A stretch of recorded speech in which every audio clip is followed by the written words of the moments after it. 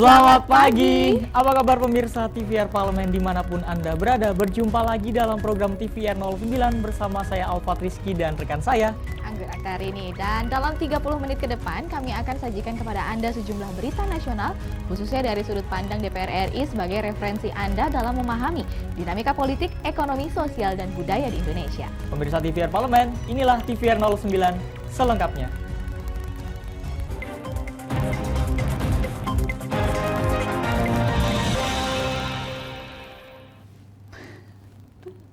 Insiden terbakarnya kilang minyak Balikpapan menambah panjang deret kebakaran kilang minyak milik Pertamina. Ketua Komisi 7 DPR RI Sugeng Suparwoto menilai kondisi kilang minyak milik Pertamina saat ini sudah tidak layak.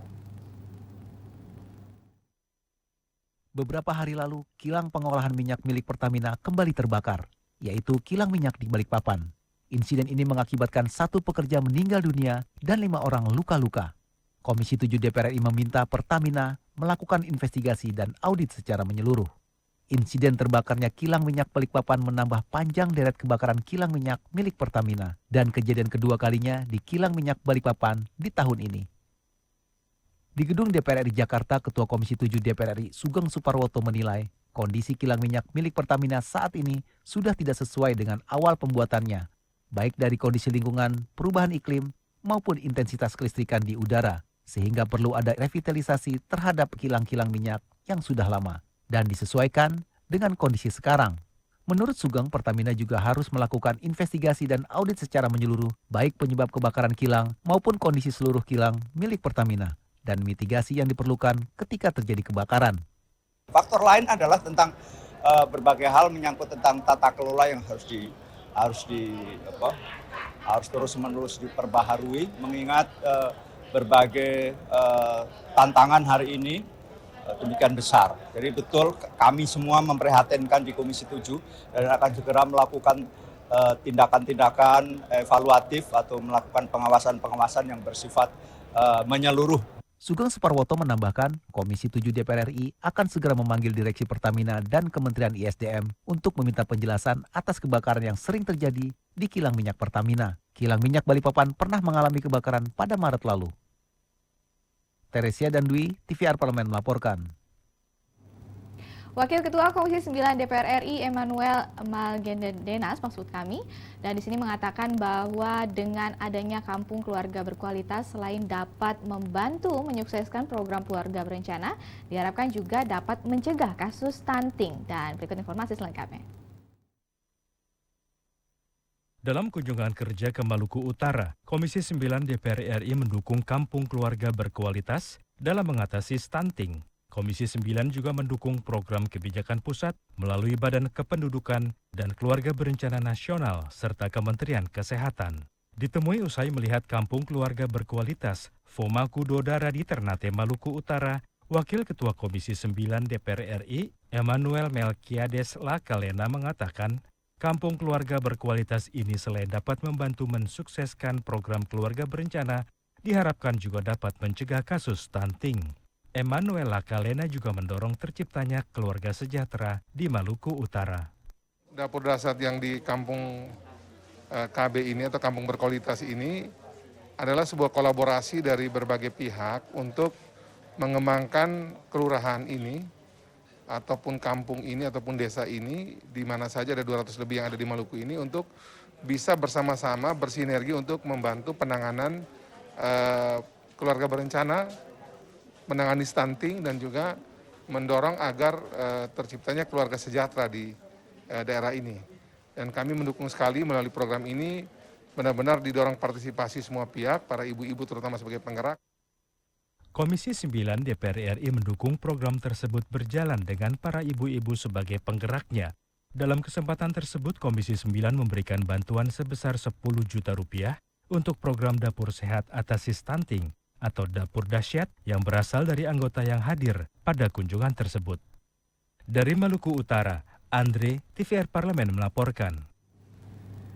Pemirsa, Sekjen DPR RI Indra Iskandar mendorong peningkatan kesejahteraan bagi rakyat Aceh. Dan pemirsa selengkapnya setelah jeda berikut ini hanya di TVR 09. Tugas dan fungsi DPR RI sangat penting bagi negeri ini sebagai pengemban amanat rakyat. Namun tidak banyak yang tahu apa saja fungsi dan tugas dari DPR. DPR mempunyai 3 fungsi pokok, yaitu legislasi, anggaran, dan pengawasan. Ketiga fungsi tersebut harus dilaksanakan dalam kerangka fungsi representasi yang mengedepankan kepentingan rakyat berdasarkan aspirasi masyarakat dan untuk kesejahteraan rakyat. Dari fungsi legislasi, DPR RI mempunyai tugas dan wewenang untuk menyusun dan menetapkan program legislasi nasional bersama dengan pemerintah, menyusun dan membahas rancangan undang-undang, menerima rancangan undang-undang dari DPD, membahas rancangan undang-undang yang diusulkan oleh Presiden ataupun DPD, menetapkan undang-undang bersama dengan Presiden, menyetujui atau tidak menyetujui peraturan pemerintah pengganti undang-undang yang diajukan Presiden untuk ditetapkan menjadi undang-undang. Sementara, fungsi anggaran membahas dan memberikan persetujuan atau tidak memberikan persetujuan terhadap rancangan undang-undang tentang APBN yang diajukan Presiden, memperhatikan pertimbangan DPD atas rancangan undang-undang tentang APBN dan rancangan undang-undang terkait pajak, pendidikan, dan agama, menindaklanjuti hasil pemeriksaan atas pengelolaan dan tanggung jawab keuangan negara yang disampaikan oleh BPK, memberikan persetujuan terhadap pemindahantanganan aset negara maupun terhadap perjanjian yang berdampak luas bagi kehidupan rakyat yang terkait dengan beban keuangan negara. Dan fungsi pengawasan, melakukan pengawasan terhadap pelaksanaan undang-undang, APBN, dan kebijakan pemerintah, membahas dan menindaklanjuti hasil pengawasan yang disampaikan oleh DPD terkait pelaksanaan undang-undang mengenai otonomi daerah, pembentukan, pemekaran, dan penggabungan daerah, pengelolaan sumber daya alam dan sumber daya ekonomi lainnya, pelaksanaan APBN, pajak, pendidikan, dan agama. Terima kasih. Video ini dipersembahkan oleh TV dan Radio Parlemen, Biro Pemerintahan Parlemen, Sekretariat Jenderal, dan Badan Keahlian DPR RI.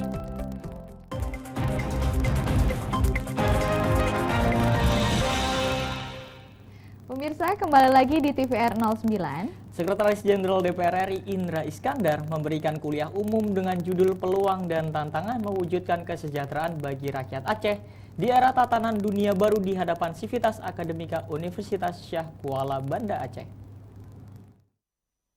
Sekretaris Jenderal DPR RI mendorong peningkatan kesejahteraan masyarakat Aceh melalui kerangka regulasi serta keterlibatan berbagai sivitas akademika, salah satunya Universitas Syah Kuala. Dalam kesempatan itu, Indra mengajak sivitas akademika USK untuk bersatu padu meningkatkan kesejahteraan masyarakat Aceh. Kita harus jujur juga ya, dalam satu dekade ini pelaksanaan undang-undang ini tidak membawa satu kesejahteraan yang lebih baik dari masyarakat Aceh. Saya kira itu banyak masalah yang harus dievaluasi. Apakah memang ada pasal-pasal aturan itu yang memang harus diperbaiki secara signifikan, atau cara kita melaksanakan peraturan ini belum cukup maksimal gitu ya. Jadi menurut saya ini juga semua harus menjadi bahan introspeksi dan refleksi. Sementara itu, Kepala Badan Keahlian DPR RI, Inosensius Samsul mengatakan, sudah saatnya undang-undang tentang pemerintahan Aceh direvisi karena selama ini undang-undang tersebut dinilai belum mampu mengangkat harkat dan martabat masyarakat Aceh. Yang kedua, seperti yang tadi juga disampaikan oleh Pak Sekjen, bahwa ini undang-undang pemerintahan Aceh ini juga belum mampu untuk mengangkat ya harkat dan martabat masyarakat Aceh, ya kesejahteraan masyarakat Aceh. Jadi, dan memang kalau kita hitung dari sisi cost dan benefit, bayangkan pemerintah kota diberi kewenangan untuk mengurus bandara dan pelabuhan laut. Berapa investasinya? Ya, bisa bangkrut itu satu daerah. Dari Provinsi Aceh, Teguh, TVR Parlemen melaporkan. Berita selanjutnya datang dari kunjungan kerja reses ke Pulau Riau beberapa waktu lalu, dan Wakil Ketua Komisi 7 di DPR RI, Doni Mariadi, menekankan bahwa keberadaan tambang pasir laut harus mampu memberikan dampak positif bagi warga setempat. Selain manfaat ekonomi, penambangan pasir laut tidak bisa dipisahkan dengan isu lingkungan. Komisi 7 DPR RI mendorong adanya perbaikan tata kelola penambangan pasir laut, baik pelibatan kepala daerah setempat maupun tumpang tindih kewenangan antar kementerian. Dalam kunjungan kerja reses ke Kepulauan Riau beberapa waktu lalu, Wakil Ketua Komisi 7 DPR RI, Doni Mariadi, menekankan keberadaan tambang pasir laut harus mampu memberikan dampak positif bagi warga setempat maupun lingkungan. Persoalan tambang pasir laut harus mendengarkan aspirasi masyarakat setempat dan melibatkan Pemda dalam perizinan tambang. Dengan begitu, tidak akan ada tumpang tindih wewenang di kementerian terkait, yaitu Kementerian ESDM dan KKP. Bagi hasilnya juga harus jelas, karena yang berhadapan langsung dengan masyarakat, yang berhadapan langsung di daerah dengan lapangan tambangnya sendiri adalah pemerintah daerah. Jadi harus win-win lah diambilnya. Yang terakhir, kebijakan pemerintah. Pemerintah sendiri targetnya untuk meningkatkan PNBP dengan dia bisa menjual pasir laut ini ada pendapatan. Sementara Wakil Ketua Komisi 7 DPR RI, Maman Abdurrahman, menilai masalah pertambangan pasir laut sudah berlangsung cukup lama. Untuk itu, Komisi 7 DPR RI akan mempertimbangkan untuk menggelar rapat koordinasi lintas komisi dan kementerian untuk mencari penyelesaian masalah tumpang tindih tata kelola pasir laut. Karena begini ya, dalam situasi sekarang kan perlu dilakukan sebuah terobosan untuk supaya terjadi sebuah percepatan atau peningkatan eskalasi dalam rangka peningkatan pendapatan negara, tanpa harus mengabaikan aspek sosial kemasyarakatan dan lingkungan ya. Dari Kepulauan Riau, Nur Fuad, TVR Parlemen melaporkan. Beralih ke informasi selanjutnya pemirsa, usai mengikuti pertemuan Komisi 1 DPR RI dengan perwakilan Komite Intelijen Majelis Nasional Republik Korea Selatan, anggota Komisi 1 DPR RI Nico Siahaan mengapresiasi kerjasama antara Indonesia dan Korea Selatan terkait dengan industri pertahanan. Terkait kerjasama bidang pertahanan, Indonesia dengan Korea Selatan perlu dipererat, mengingat saat ini sudah terjalin kerjasama transfer teknologi dan pembangunan kapal selam.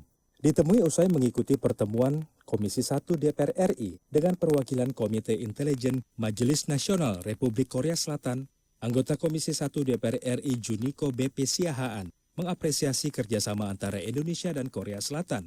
Jadi rencana KFX ini sudah digagas dari 10 tahun yang lalu ya, dari pemerintahan sebelumnya, dan kemudian akhirnya kemarin Indonesia pada April 2021 Pak Prabowo hadir dalam peluncuran KFX ya, itu kan Korean Flight Experience, Indonesia Flight Experience. Jadi kerjasama. Nanti akan hasilnya ada sekitar 168 kapal pesawat. Indonesia akan kebagian 48 pesawat, dan ini akan mulai mengudara tahun 2026. Harapannya seperti itu ya. Kalau kita bilang ini adalah salah satu kapal canggih ya. Ini sudah masuk kategori 4,5G. Menurut kami ini adalah salah satu pesawat yang juga menjadi kebanggaan Indonesia nantinya ya. Kerjasama industri pertahanan antara Indonesia dengan Korea Selatan sendiri tidak hanya terkait dengan pengadaan alutsista, namun lebih kepada pengembangan teknologi, sehingga hadir pula keterlibatan langsung dari industri pada kerjasama tersebut, seperti pada proyek KFX dan IFX, yang tidak hanya dilakukan oleh industri Dirgantara Korea saja, namun juga PT Dirgantara Indonesia atau PTDI. Rifki dan Teddy, TVR Parlemen melaporkan. Jangan kemana-mana pemirsa, TVR 09 akan ada liputan mendalam soal penanganan arus mudik dan balik lebaran tahun ini. Dan selengkapnya nanti akan kita bahas di TVR 09.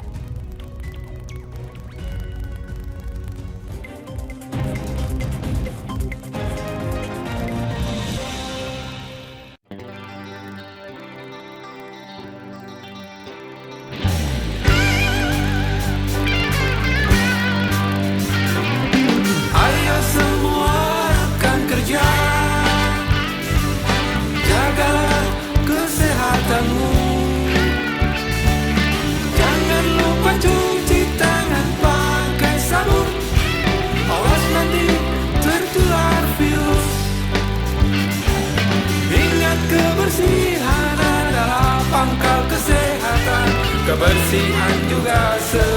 bagian dari iman. Cuci tanganmu, jaga jarakmu, dan jangan lupa pakai maskermu agar terhindar dari virus. Jagalah diri kita, teman dan keluarga kita, bersama kita pasti bisa. Bersama kita pasti bisa. Bersama kita pasti bisa.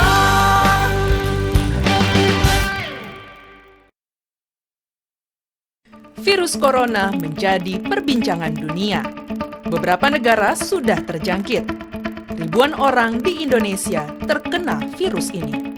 Kita perlu antisipasi dengan melakukan hal berikut. Cuci tangan dengan sabun dan antiseptik. Gunakan masker atau penutup mulut saat bersin dan batuk. Masak telur dan daging hingga matang. Hindari kontak dengan hewan. Tidak saling berjabat tangan. Tidak berinteraksi dengan penderita. Jika memiliki demam tinggi, batuk, pilek, gangguan pernafasan, sakit tenggorokan, dan letih lesu, segera periksakan ke dokter. Waspada virus corona, cegah penyakit sejak dini. Dipersembahkan oleh TVR Parlemen, Biro Pemberitaan Parlemen, Sekjen dan DK DPR RI.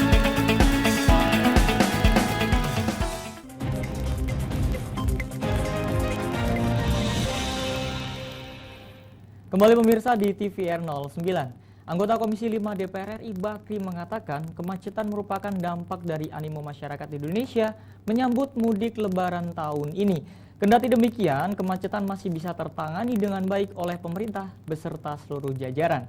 Dan menariknya penanganan dari Kepolisian Republik Indonesia dianggap sudah tepat dan apalagi DPR RI mengapresiasi kinerja baik yang ditunjukkan Polri dalam melayani masyarakat. Dan pemirsa, berikut liputan selengkapnya.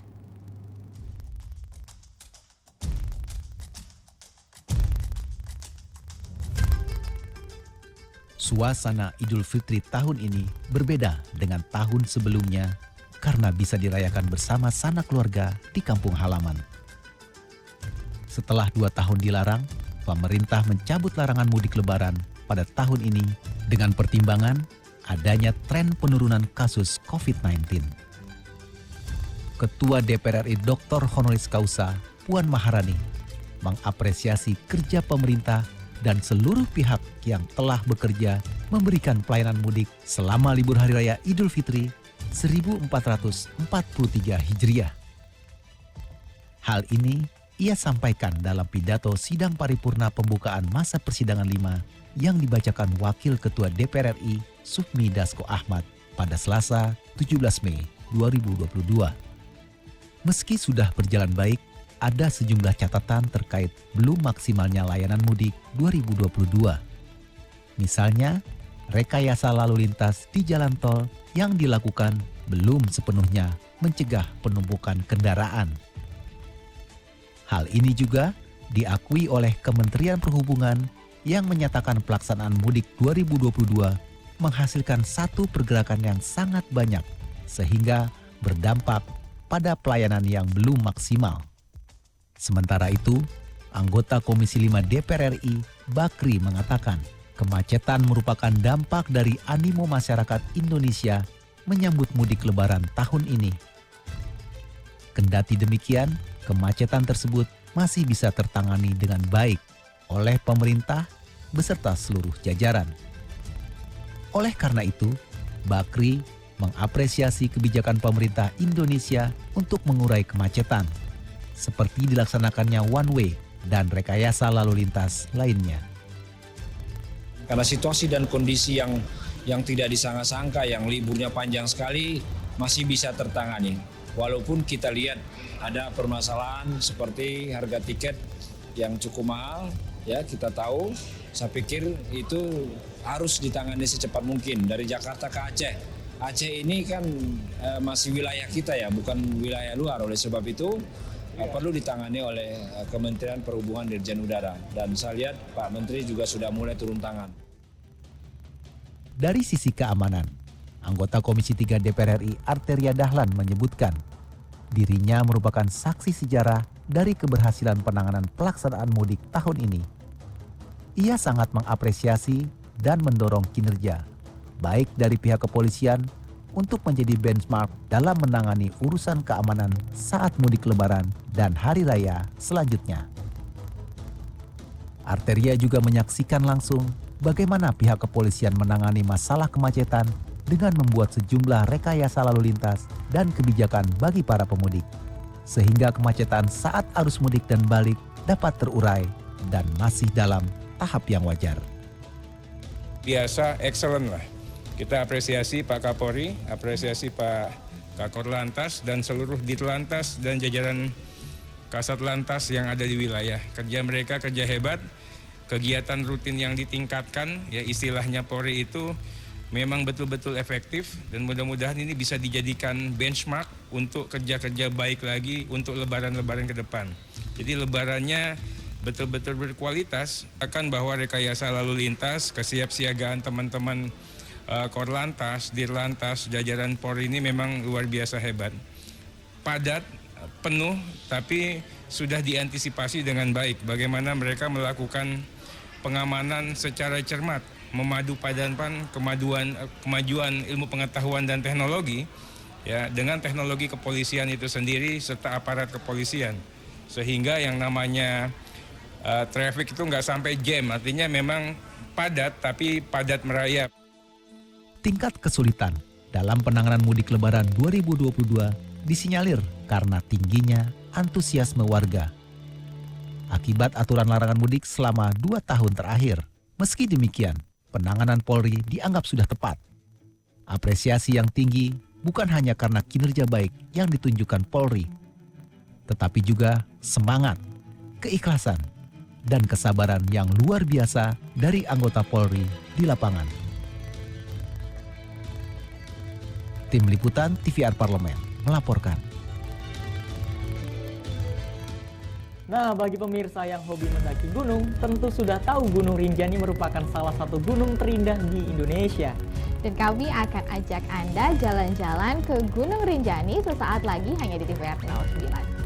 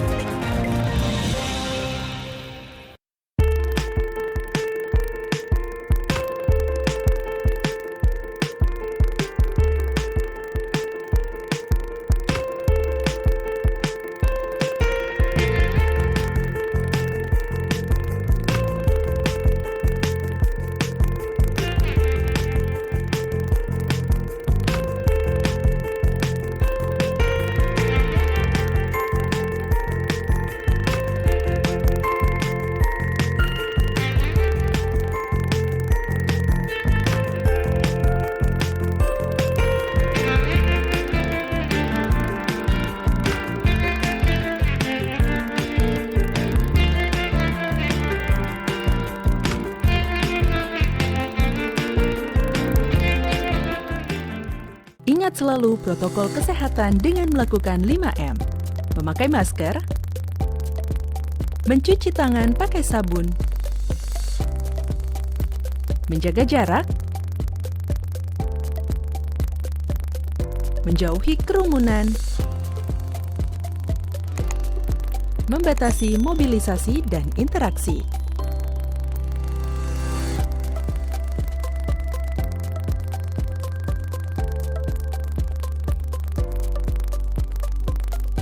Dipersembahkan oleh Biro Pemberitaan Parlemen, Sekretariat Jenderal DPR RI.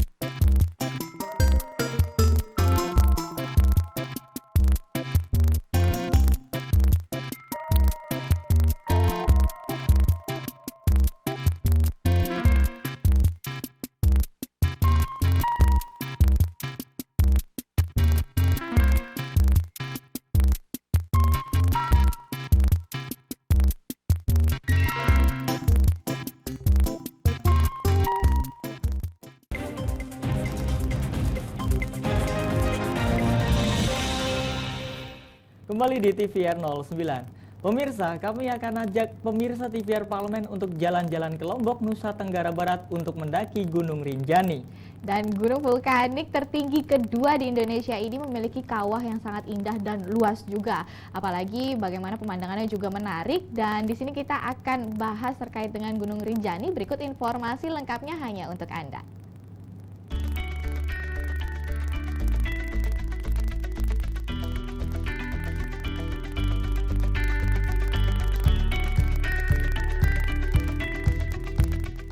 Halo pemirsa TVR Parlemen. Kali ini, pemirsa TVR Parlemen kita ajak berjalan-jalan yang agak berat nih. Yuk sama-sama kita ikuti pendakian ke gunung paling indah di Indonesia, Gunung Rinjani. Gunung Rinjani adalah gunung yang berlokasi di Pulau Lombok, Nusa Tenggara Barat. Gunung yang merupakan gunung berapi kedua tertinggi di Indonesia dengan ketinggian 3.726 meter di atas permukaan laut. Secara administratif, gunung ini berada dalam wilayah 3 kabupaten, yakni Lombok Timur, Lombok Tengah, dan Lombok Utara. Ini merupakan gunung favorit bagi pendaki Indonesia karena keindahan pemandangannya. Gunung ini merupakan bagian dari Taman Nasional Gunung Rinjani yang memiliki luas sekitar 41.000 hektar. Di sebelah barat kerucut Rinjani, terdapat kaldera dengan luas sekitar 11 km dengan kedalaman mencapai 230 meter, yang dikenal dengan nama Segara Anak. Bagi yang mendaki Gunung Rinjani, Segara Anak merupakan salah satu pemandangan yang paling menawan tiada duanya.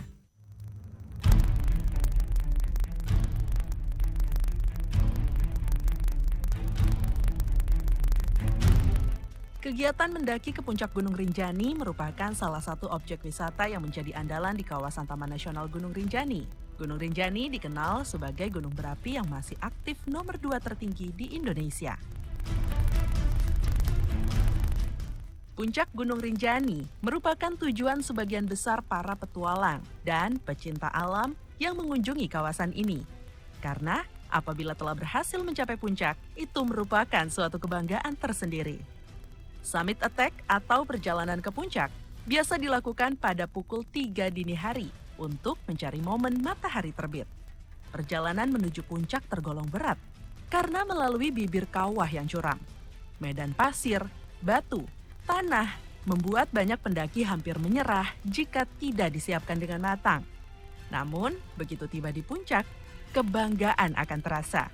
Karena berhasil melalui medan yang berat dengan panorama perjalanan yang sangat memikat.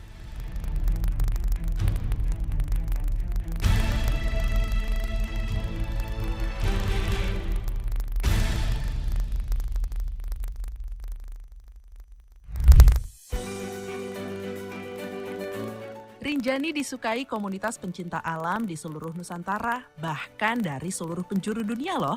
Pemirsa bisa memilih rute sembalun yang agak panjang namun lebih panas karena melalui padang savana yang terik. Makanya di Rinjani, krim penahan panas matahari sangat dibutuhkan. Jadi bagaimana nih pemirsa TVR Parlemen? Yuk semangat olahraga untuk bersiap mendaki gunung terindah di Indonesia, Gunung Rinjani.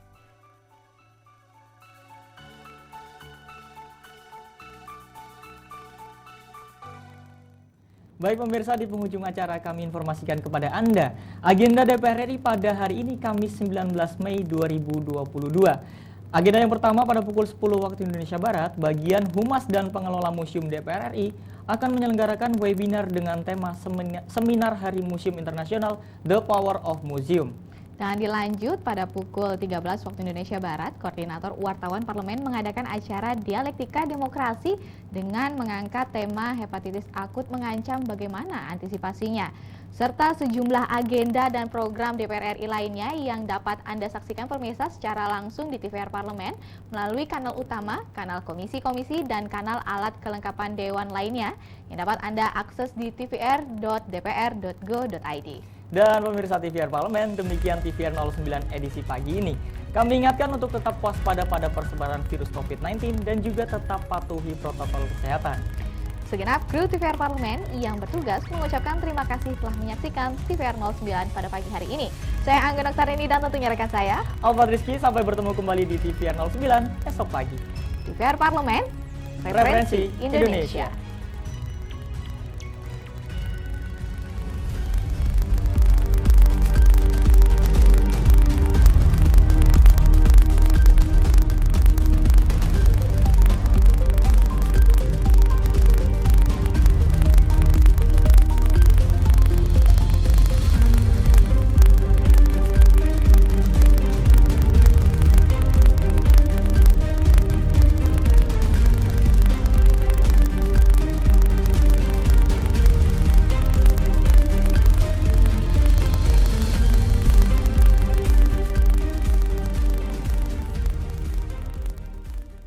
Badan Akuntabilitas Keuangan Negara atau BAKN sebagai alat kelengkapan dewan yang bersifat tetap dalam pengawasan penggunaan keuangan negara yang